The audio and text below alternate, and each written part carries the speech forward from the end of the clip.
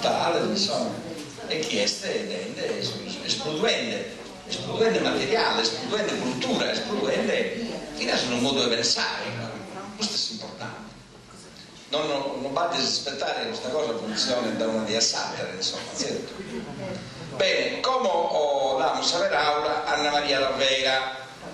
Anna Maria D'Alveira è la carriera sua, lui sai, ha cominciato come operadora in sportello comunale dei Ittiri e poi, finita questa esperienza, ha lavorato in tutto questo anno come formadora in Istituto Bellieni, da comunes e sigli sul progetto di formazione in provincia di Tattari e sigli i suoi corsi che noi facciamo da un anno, ormai da vari anni, l'Istituto Bellieni, sul corso dell'Imbasata a Bertolo Sazzetta, la popolazione, educazione permanente, come si narra, e Anna Maria è una adesso insegnante, questa è una persona formatore, si ha più una borsa regionale,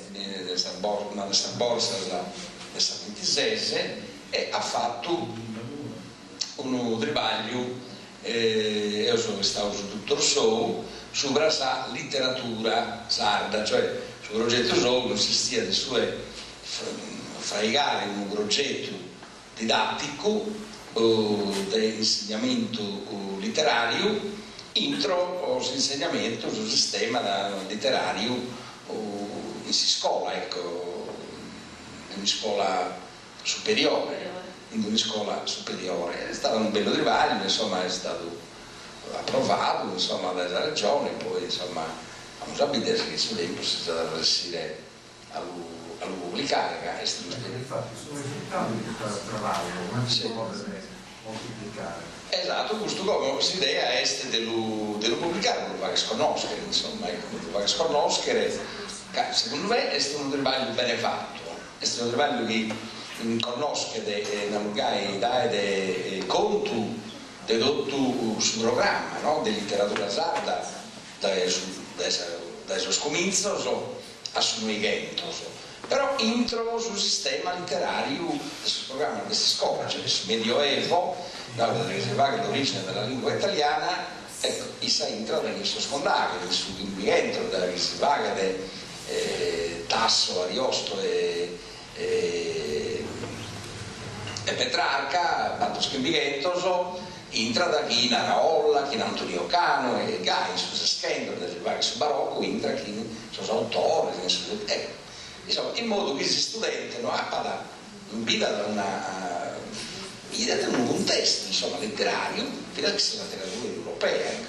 Ma affrontavo su questa letteratura europea, insomma, francese o altra letteratura, ma questo può essere sempre fatto su metodo essere catalana, ecco. Allora, bisogna fare delle due cose.